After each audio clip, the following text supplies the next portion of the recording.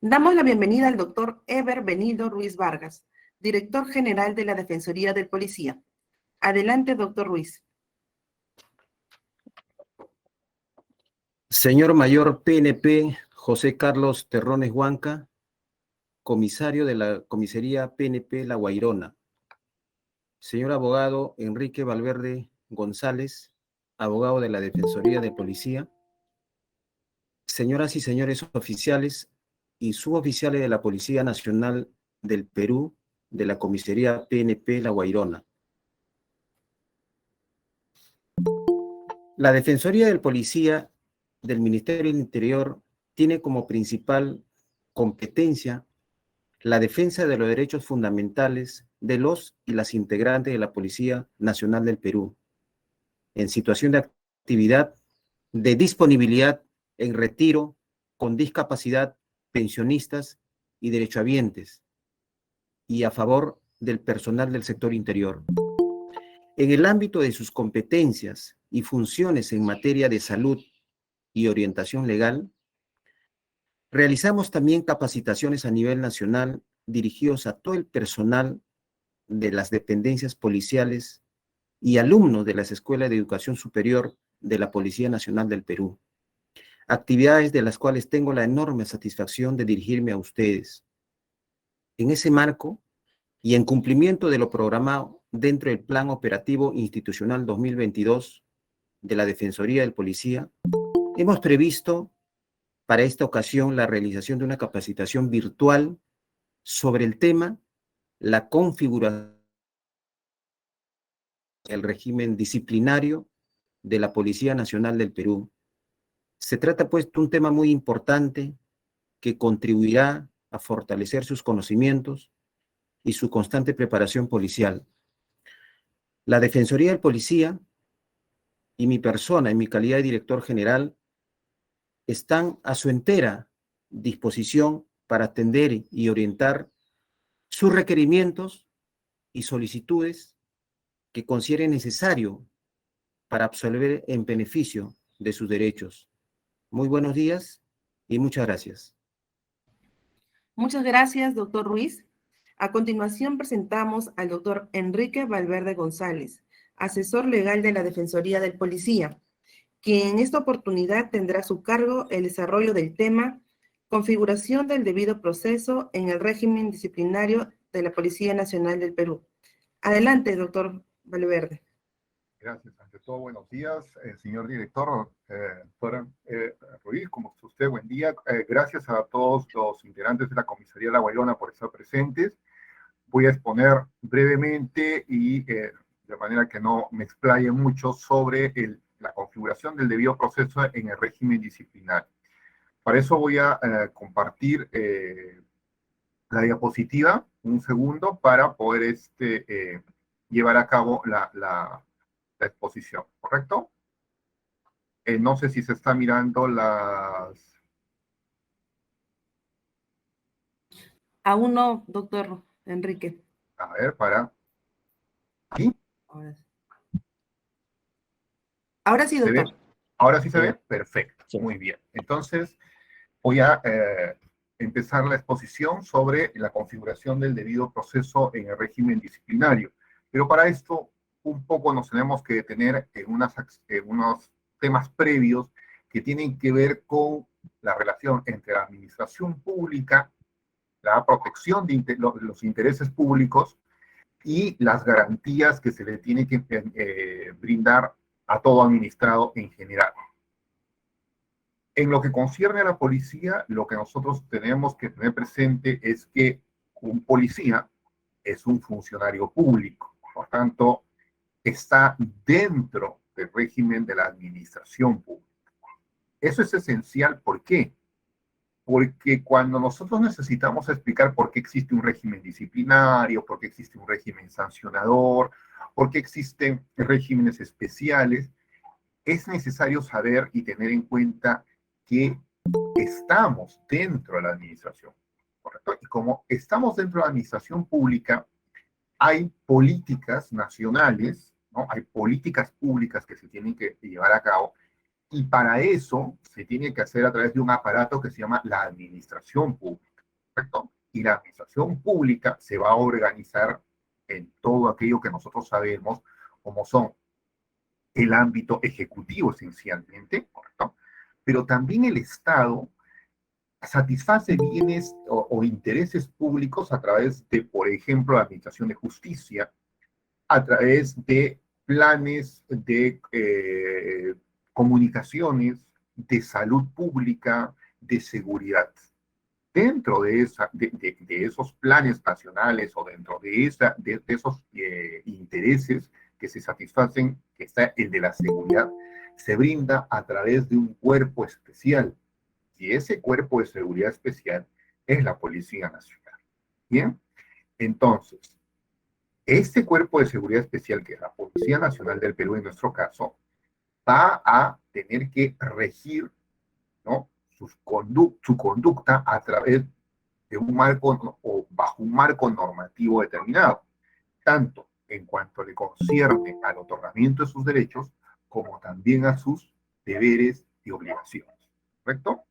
Entonces, cuando nosotros hablamos de un interés público, estamos hablando de que se está buscando satisfacer una necesidad en general. Una necesidad que puede ser en salud pública, por ejemplo.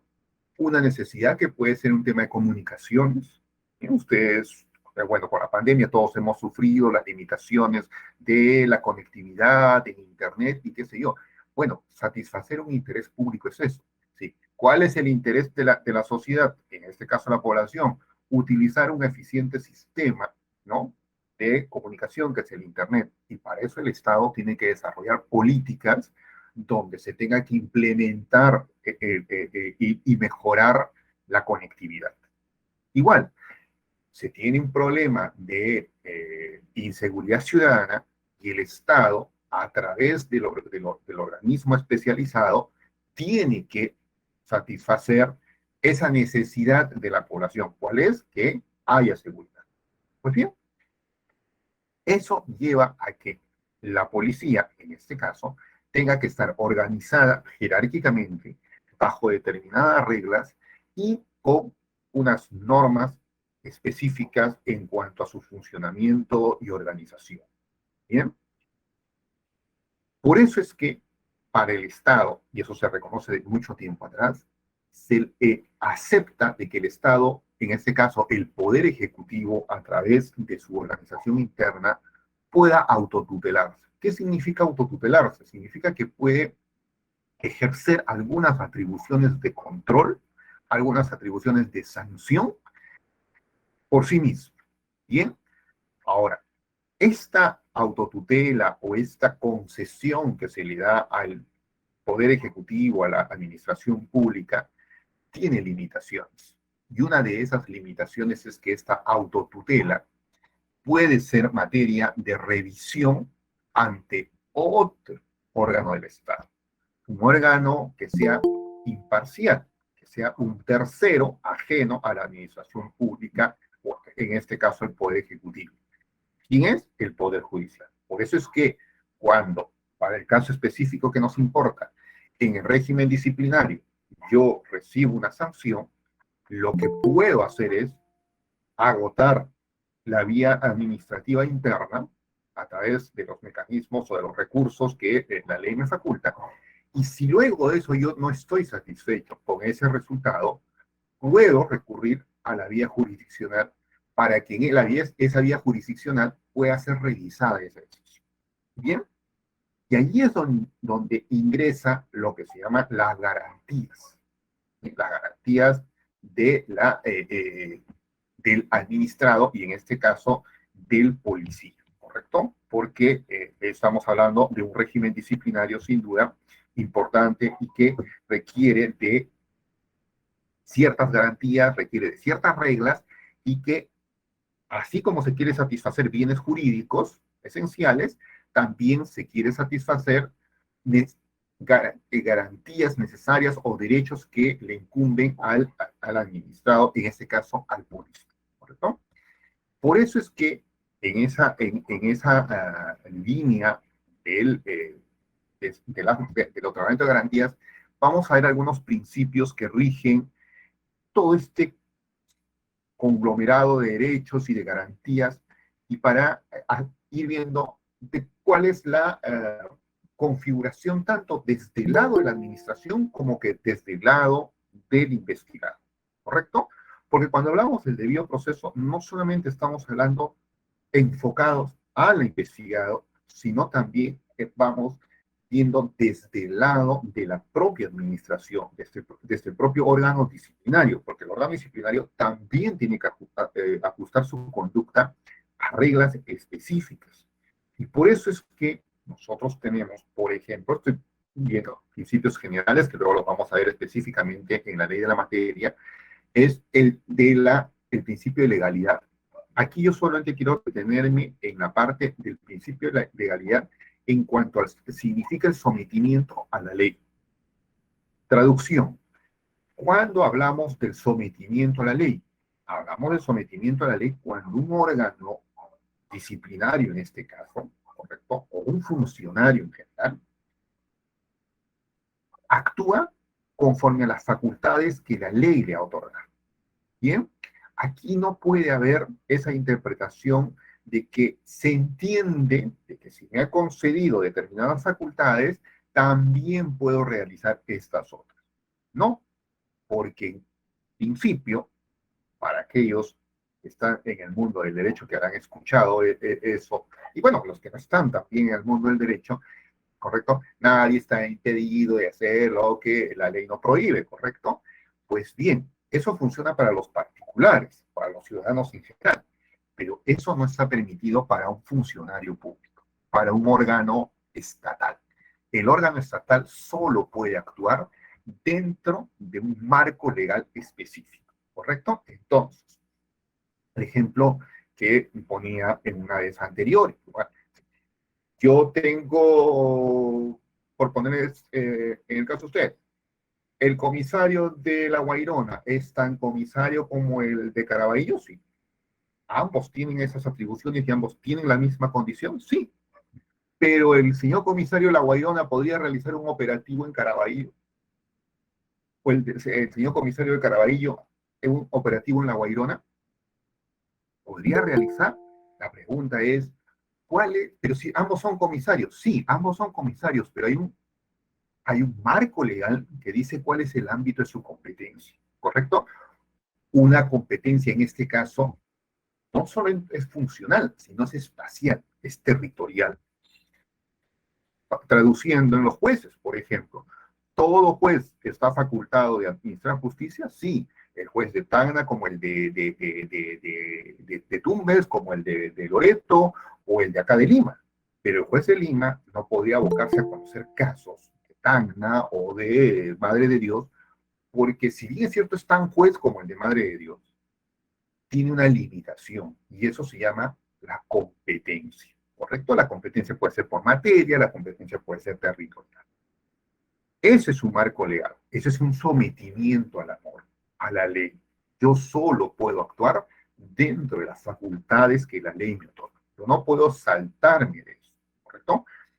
Si es que yo voy a realizar actividades que no están dentro de mi carta funcional, de mi reglamento de organización y funciones, tendré que contar con una autorización expresa por la autoridad competente que me permita realizar actividades distintas a las que se me han atribuido, ¿correcto? Pero si yo no tengo una autorización por una autoridad competente bajo un marco normativo que lo permita, simplemente mis actos, ¿qué van a ser? Arbitrarios. Por eso es que está prohibida la interdicción de la arbitrariedad. Porque si no, pues un funcionario podría decir yo puedo actuar como quiero o donde quiero. No es así. Bien, entonces ustedes tienen una carta funcional, hay un reglamento de atribuciones, los ministerios cuentan con reglamentos de organización y funciones, y estos reglamentos dicen qué cosas hacen cada uno de los órganos que integran eso. ¿Correcto? Entonces, si yo no me someto a la ley, no cumplo mi conducta, simplemente estoy incurriendo en una arbitrariedad. ¿Correcto? Si someto mi conducta, si someto mis acciones, mis actividades al marco legal, lo que le voy a estar brindando además es una seguridad jurídica a los usuarios. ¿No?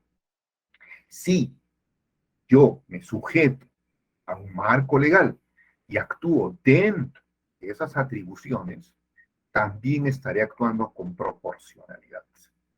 ¿Bien? ¿Por qué? Porque simplemente estoy siendo respetuoso. Ya ven ustedes que hasta aquí, todo aquello que estamos hablando, de estas garantías o de estos deberes o de estos parámetros, están relacionados con la actividad de la administración. Bien. Este principio de legalidad, lo que les quiero graficar aquí en corto es que tengo que estar habilitado para actuar, ¿bien? Tengo que someterme a ese marco legal y con ello yo voy a evitar actuar arbitrariamente, ¿bien? Cuando les hablo del principio de legalidad en dos fases que les estaba mencionando, es porque luego, ahora seguidamente vamos a ver que el principio de legalidad que está en nuestra ley de régimen disciplinario tiene una referencia a cómo se tienen que regular los temas de responsabilidad, de atribución de responsabilidades y de sanciones por esas responsabilidades disciplinarias. Bien, estos son los principios que nosotros tenemos aquí.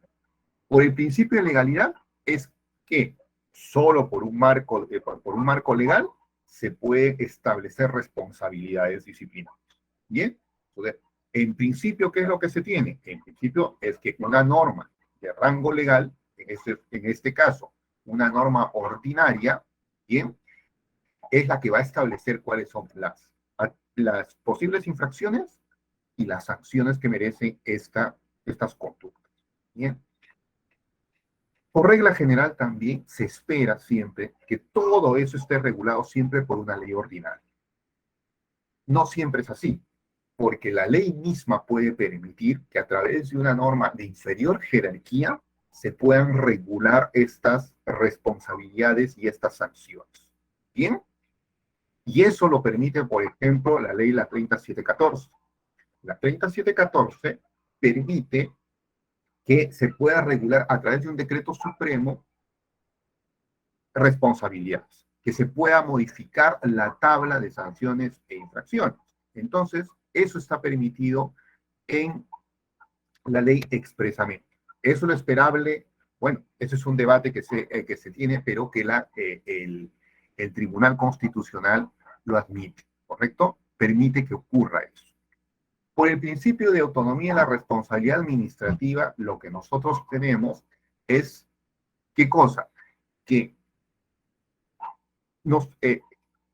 vamos a tener como funcionarios, en este caso como policías, vamos a tener una responsabilidad funcional disciplinaria independientemente de la responsabilidad penal o civil que se puede. Y eso está establecido expresamente en esta norma. El Tribunal Constitucional lo admitió hace mucho tiempo, la Ley de Procedimiento Administrativo General lo admite, sí, son formas de atribuir responsabilidades y de independizar, de autonomizar esa responsabilidad, ¿correcto? Por el principio del debido procedimiento, que lo vamos a ver seguidamente, no me voy a detener allí por ahora, y por el principio de doble instancia, que entendemos a que yo tenga la posibilidad de que eso se pueda revisar, ¿correcto? Se pueda revisar por un órgano superior. Y esa revisión del órgano superior me va a permitir que aquello que se ha discutido en una primera instancia se pueda ver en una segunda y con una mayor amplitud, que en el caso del régimen disciplinario, yo no tengo, por ejemplo, limitación probatoria. Si yo presenté pruebas en primera instancia y luego tengo otras pruebas que las puedo presentar en segunda instancia, ¿lo puedo hacer? Sí, claro que sí. ¿Y hay provisión para eso? ¿Hay preclusión como en el ámbito civil, por ejemplo, como el proceso civil? No. Así es que eso está permitido en nuestro régimen disciplinario. Entonces yo puedo presentar pruebas en primera instancia y luego producir pruebas en segunda instancia, sí. ¿Está prohibido? No. no está prohibido, la norma lo permite perfectamente, eso no, no impide a que se haga de esa manera, ¿correcto? Cuando hablamos por el principio de la doble instancia, en nuestro régimen disciplinario, nosotros solo tenemos, hay que tener claro, un medio recursivo único, que se llama el recurso de apelación. La doble instancia o la segunda instancia solo se abre con el recurso de apelación, ¿correcto? No con otra cosa, no con otra cosa. Alguien me podría decir, ¿y qué pasa con la consulta? La consulta no es una doble instancia, no es una segunda instancia. El concepto de segunda instancia solo está concebido cuando se han interpuesto recursos, en este caso el de apelación. ¿Quién puede apelar? El único que puede apelar es el investigado sancionado, ¿correcto? Porque es lógico, si yo soy absuelto, tendría que estar un poquito más que loco para poder impugnar esa decisión. ¿Es cierto? Que me está absolviendo. ¿Qué voy a impugnar? Señor, impugno porque quiero que me sancionen. ¿Cierto? Nadie es lo suficientemente más que loco como para que pueda tener una actitud de esa naturaleza. Entonces, cuando yo he sido sancionado, apelo. Y el denunciante, pues el denunciante no es parte en el procedimiento. El denunciante no tiene vela en ese entierro. El denunciante no tiene que hacer absolutamente nada en el procedimiento. Y por lo tanto, el denunciante no puede apelar. Si me absolvieron, el denunciante no puede apelar. ¿Correcto? Porque no es parte en el procedimiento. En el principio de inmediatez, nosotros tenemos que, detectada la infracción, se supone que se tiene que iniciar el procedimiento inmediatamente, a la brevedad posible. Es decir, cuando apenas tenga conocimiento la administración pública, tiene que iniciar ese procedimiento. ¿Correcto? No es que va a esperar al momento propicio, cuando pues la luna se oculte o salga luna llena o de repente a alguien se le ocurre alguna cosa y dice, recién voy a abrir el procedimiento. No, lo tiene que hacer de manera rápida, ¿no? Eso tiene que ver con el principio de inmediatez. El principio de proporcionalidad, que está un tanto confundido con el de razonabilidad dentro de nuestra ley disciplinaria, ¿correcto? La proporcionalidad tiene que ver con que ante una infracción determinada tiene que haber una sanción correspondiente, proporcional a esa lesividad. ¿Sí? No puede ser más allá. Lo que no se permite o lo que no se admite o no debería de admitirse es que se vaya más allá. ¿Bien? Por el principio de reserva, nosotros, ¿qué es lo que tenemos? Que los órganos disciplinarios deben de guardar reserva sobre todo aquello que está conociendo en la investigación.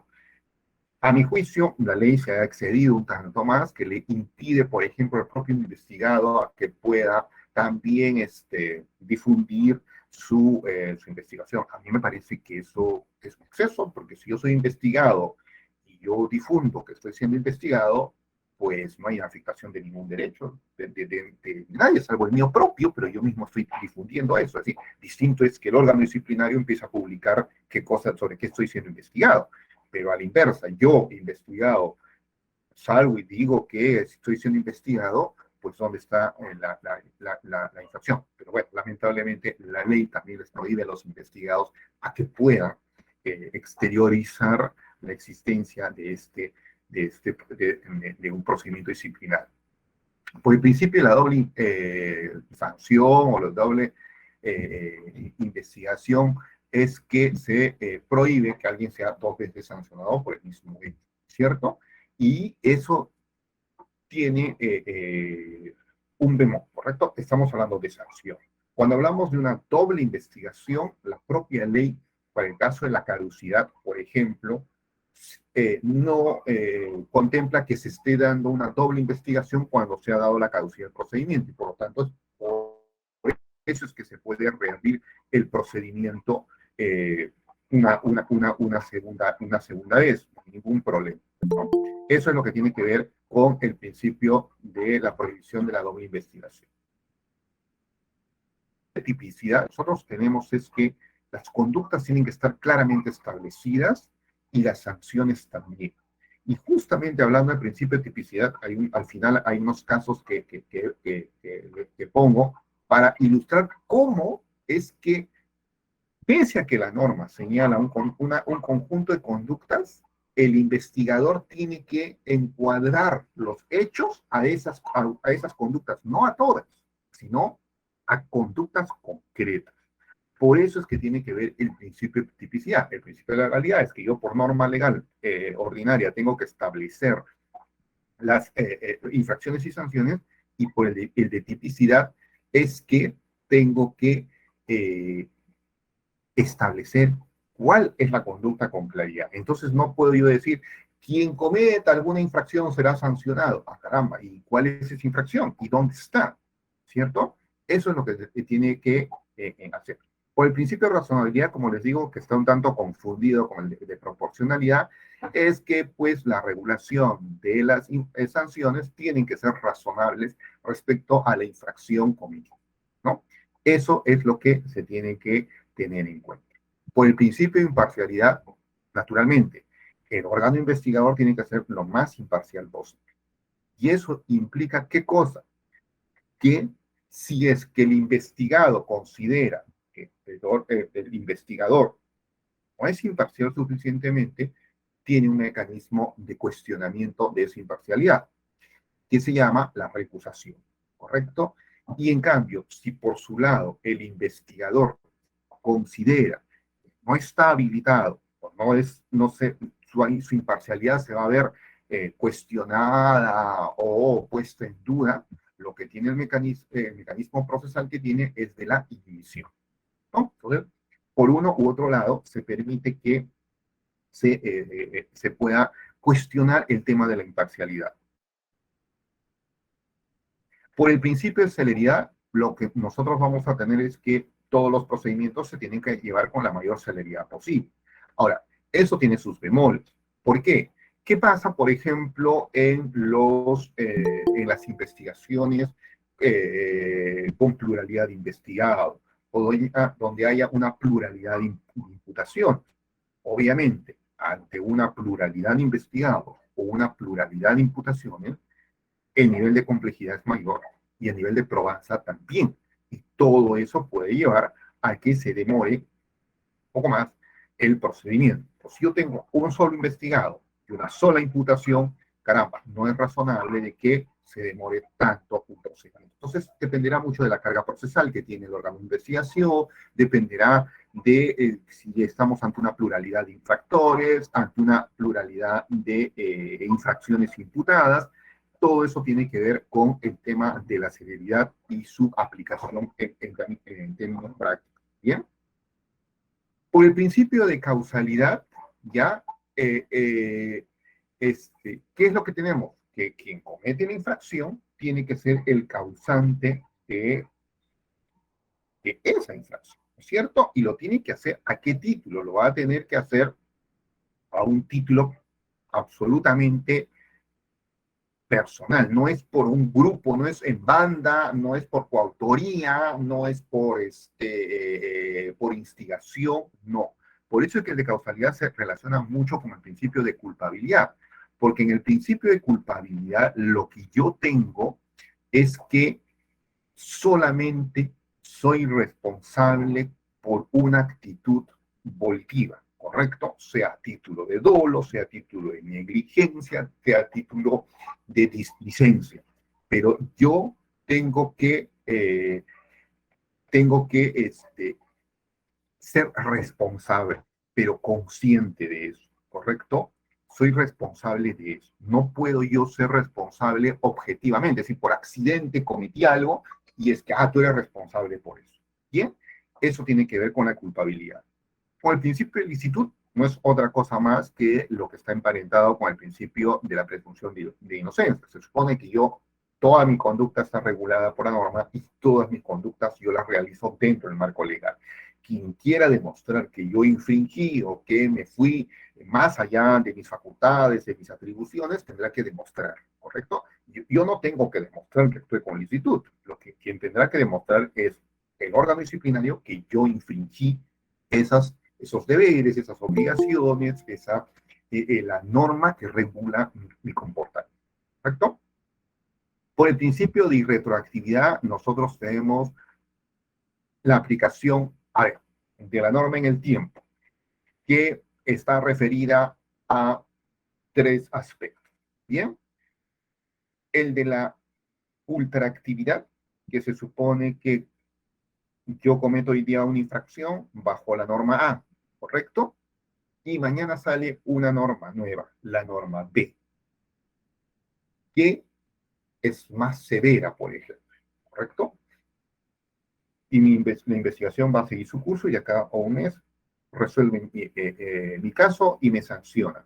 ¿Con qué norma me van a sancionar? ¿Con la norma B, que es la nueva y que está vigente, o con la norma A, que es que estaba al momento en que yo cometí la infracción? Será en este caso con la norma A en el momento en que yo cometí la infracción, porque además esta norma sancionaba con menor rigurosidad que la nueva norma, ¿correcto? Eso se llama una ultraactividad. A la inversa, imaginemos que hoy día yo cometo una infracción y la norma A contempla una sanción de 10 respecto a mi conducta. Mañana sale la norma B y esa misma conducta está sancionada con 5, ¿correcto? Y acá a un mes también se resuelve mi caso y cuando me va a sancionar el órgano disciplinario va a tener que hacer un ejercicio distinto. La norma que va a aplicar no es la norma A, que estaba vigente al momento en que cometí la infracción. La norma que va a tener que aplicar en este caso es la nueva norma retroactivamente. Y eso se refiere a la retroactividad. Y el tercer caso es la famosa norma intermedia. ¿Qué cosa es una norma intermedia? Y que eso no es teoría, por si acaso, esto ocurrió en la realidad. El decreto legislativo 1150, ya, el decreto legislativo en 1228, la segunda ley del régimen disciplinario, antes de la 3714. Bien, la 1268. ¿Qué es lo que ocurre? Que yo tengo una norma en donde cometí la infracción hoy día, imaginemos, ¿ya? Para graficar la situación. Mañana sale la norma B y pasado mañana sale la norma C, ¿cierto? ¿Qué norma se aplica a mi caso? En principio se aplicará la norma A, pero resulta, por ejemplo, que la norma A, cuando yo cometí el hecho, sanciona con 10, la norma B de mañana sanciona con 5, y la norma C, ya, de pasado mañana sanciona con 15. ¿Cuál norma se me va a aplicar? ¿Correcto? La C no va a ser. Estará entre la norma A y la norma B. ¿Cuál es más favorable? La norma intermedia, esa que ya tampoco existe, ¿correcto? Que es la norma B que regulaba una sanción de 5. Esos son los supuestos en que nosotros nos podemos mover con el principio de la retroacción de las normas en el tiempo, cómo se van a aplicar. Bien, por el principio de igualdad, bueno, todo el mundo sabemos que tienen que evitarse cualquier tipo de discriminación, de cualquier índole, condición personal, racial, social, y etcétera, ¿correcto? Eso tiene que ver.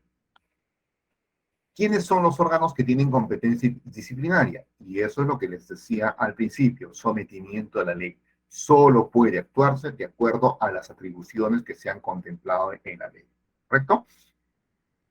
Aquí, de estos 4 numerales, nosotros tenemos órganos que solamente pueden actuar como órganos de una sola actividad, ¿correcto?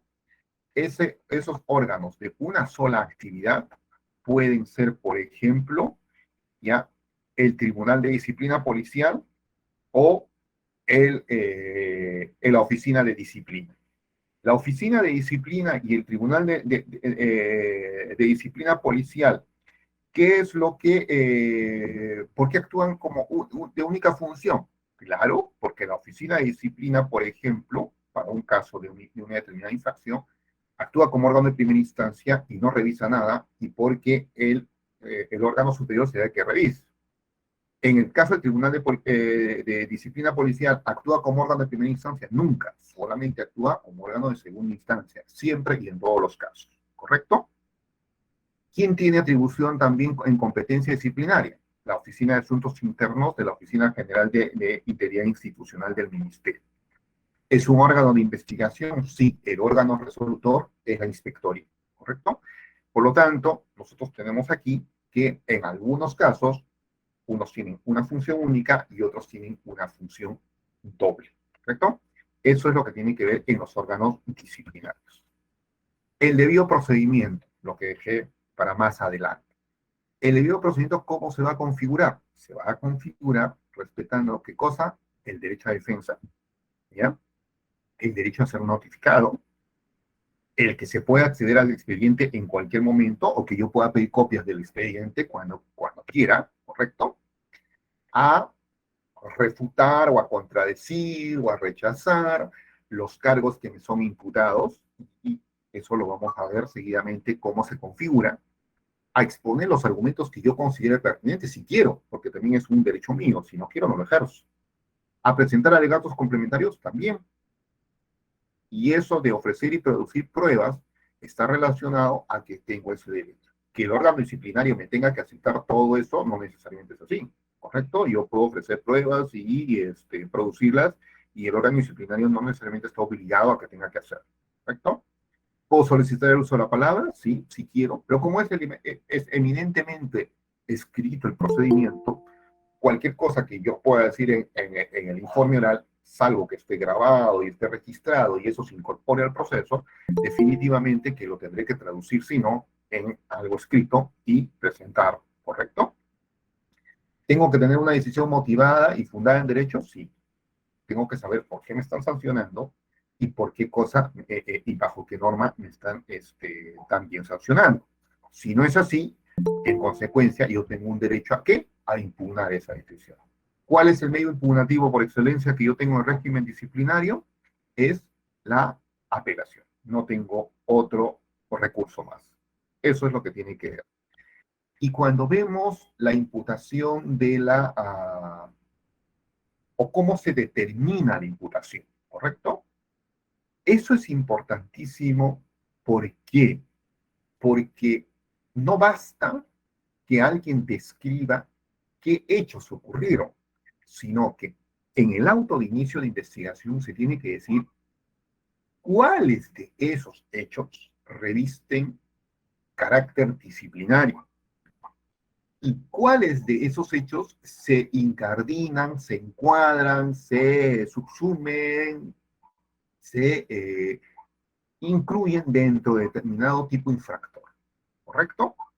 Y qué sanciones yo podría merecer por esa infracción.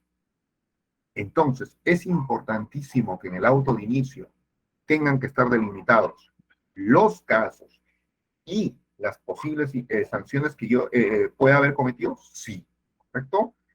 Nunca me voy a olvidar de un caso muy simpático porque es ilustrativo, ¿correcto? Fue con una norma anterior. Era un policía que estaba conduciendo y se suscita un incidente. Detiene otro policía y bueno, en el parte que se da cuenta del hecho, se dice que pues él fue faltoso, que le faltó respeto al policía de tránsito, que se portó mal criado y que encima se pasó la luz, ¿correcto? Resultaba que para esos casos, ¿ya?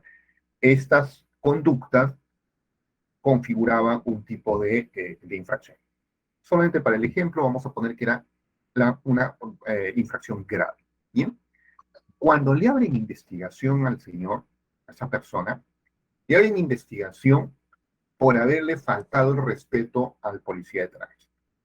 Y de eso se lleva a cabo todo el procedimiento, de eso se defiende, y cuando se resuelve, el órgano resolutor dice, no se ha logrado determinar que le faltó el respeto a un policía de tránsito, ¿correcto? Por tanto, no se configura la infracción. Pero lo que sí se ha llegado a determinar en el camino es que se pasó la luz roja. Y obviamente, el sancionado apela y dice, a ver un momento, ¿por qué cosa me abrieron investigación? Me abrieron investigación por haberle faltado el respeto al policía de tránsito, ¿correcto? Si bien es cierto, en el parte que se dio cuenta del suceso, se describían dos hechos, el faltar el respeto y pasarse la luz roja, cuando se inicia investigación, se le inicia investigación únicamente por haber faltado el respeto. Cuando lo sancionan es por haberse pasado la luz roja. Eso, por ejemplo, es una clara infracción al principio de imputación, porque aquí no se le había imputado a la persona, al investigado, un hecho concreto.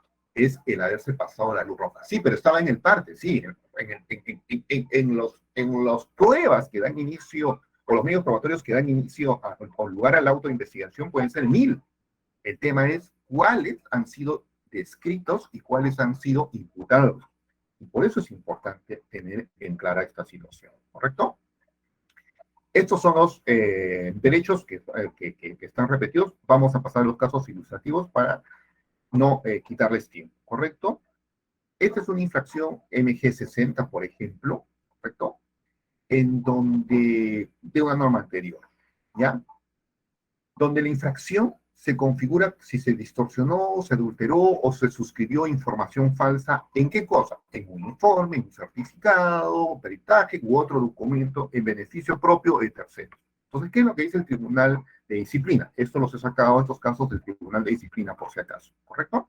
Dice, oye, un momentito, aquí el órgano de investigación no ha especificado, ¿correcto?, si la conducta del investigado, ¿en cuál de esos supuestos? Acuérdense ustedes que les hablé del principio de legalidad y de tipicidad. ¿Se acuerdan? Muy bien. Que no se tenía que estar descrita la conducta, sino que cuando yo hago la imputación, porque un tipo infractor puede tener varias conductas infractoras contenidas, cuando yo hago el inicio de la investigación, en el auto de inicio, tengo que imputar adecuadamente si la conducta del investigado se incardina, ¿ya? Se incluye, está configurado dentro, en este caso, de distorsionar, adulterar o suscribir. No me pueden atribuir todas las conductas, ¿correcto? En este caso, no me pueden atribuir 3 conductas. No me pueden decir, tú has distorsionado, adulterado y suscrito todo a la vez en un solo documento. A ver, un momentito. En todo caso, dime tú en qué partes de ese documento yo he distorsionado, qué partes del documento están adulterados y qué partes del documento o están referidos a suscripción de información falsa. Pero no me puede decir todo es en uno solo. Esto, por ejemplo, es un caso de cómo debe de imputarse. Es un caso gráfico. En este otro caso, por ejemplo, que ya es con la norma actual, dice que no se ha precisado, por ejemplo, respecto a una MG52, qué tipo de procedimiento se infringió, ¿correcto? O qué tipo de procedimiento se contravino. En este caso, la norma señala que puede ser un procedimiento operativo o administrativo. Y entonces, el órgano disciplinario tiene que señalar en este caso cuando se trata de un procedimiento operativo que ha sido infringido o cuando se trata de un procedimiento administrativo. No puede decir, oye, tú has infringido un procedimiento operativo o administrativo y ve cómo te defiendes. No, ¿correcto?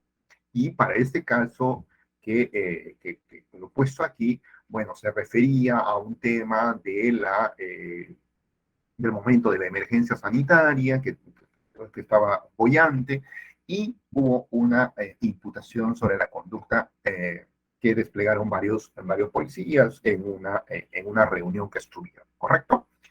Y aquí el tribunal le dice, ¿no? ¿No has dicho tú qué tipo de procedimiento, si es operativo o administrativo, el que se ha infringido, ¿ya? Y con relación a qué cosa, una relación absoluta, relativa, ¿ya? Y aquí tiene que indicarse qué normas, además, se han vulnerado, porque lo que tienes que ser lo más preciso posible es no solamente en la descripción de los hechos, sino en cómo los subsumes estos dentro del tipo infractor que regula la norma. Bueno, esto es importante, señores, porque de eso dependerá mucho que yo me pueda defender adecuadamente. Y dependerá mucho, como órgano disciplinario, que yo pueda sancionar o absorber adecuadamente. ¿Correcto? Entonces, miren ustedes cómo esta obligación de la adecuada imputación es una labor delicada por parte del órgano disciplinario porque tiene que identificar, circunscribir los hechos y además meterlos, incluirlos, configurarlos dentro de algún tipo infractor. Y si este tipo infractor tiene varios supuestos, su trabajo, el trabajo del órgano de investigación es decir, ¿cuál es el hecho concreto, correcto, enmarcado? ¿Y cuál sería el supuesto de infracción que se le está atribuyendo al investigador? Porque de eso dependerá que alguien se pueda defender adecuadamente de esa imputación, ¿correcto? Entonces, eso es importantísimo. Y por eso es que en esa línea, dice, el Tribunal de Disciplina, por ejemplo, sigue diciendo respecto a esa misma MG, ¿no? Se debe de analizar, dice, el segundo supuesto. Si es que, ¿cuál es el segundo supuesto? Miren, porque es un tipo de infractor bastante complejo, ¿correcto? Dice, si yo no sé que tengo que haber infringido, haber contravenido un procedimiento operativo o administrativo, ¿correcto? Sino que además, esta contravención, esta infracción, tiene que ser para que se configure la MG, porque podría configurarse una L o una G, cualquier otra cosa, ¿correcto? Pero para que se configure esta MG, esta infracción muy grave, la conducta tiene que ser de manera deliberada, ¿correcto? Y el tribunal dice, ¿no? O entiende el tribunal por comportamiento deliberado que tiene que ser de manera voluntaria o intencionada o hecha a propósito, ¿correcto? Entonces, como todo eso no se ha descrito, como todo eso no se ha realizado, por lo tanto, se ha incurrido en una afectación al debido procedimiento, ¿no? Y anularon esta investigación para que se pueda realizar adecuadamente la imputación de los hechos y además para que se pueda resolver como corresponde, ¿correcto? Es así como toda esa teorización primera que les he estado expresando se traduce o se plasma en la realidad a través de estos casos concretos.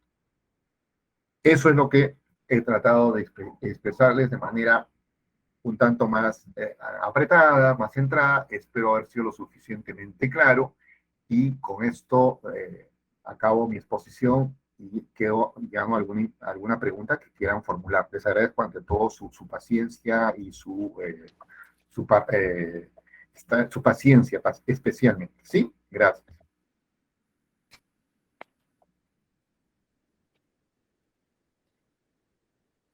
No sé si hay alguna pregunta y alguna inquietud. O todo está claro y voy a pensar que para mi propio orgullo voy a decir que todo está claro.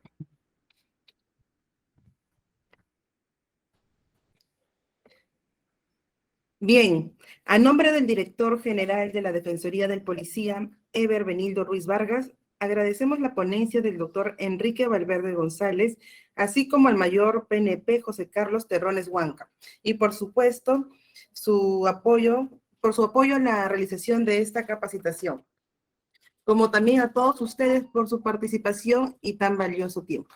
Muchas gracias a todos, que tengan un buen día. Hasta la próxima oportunidad. Muy amable.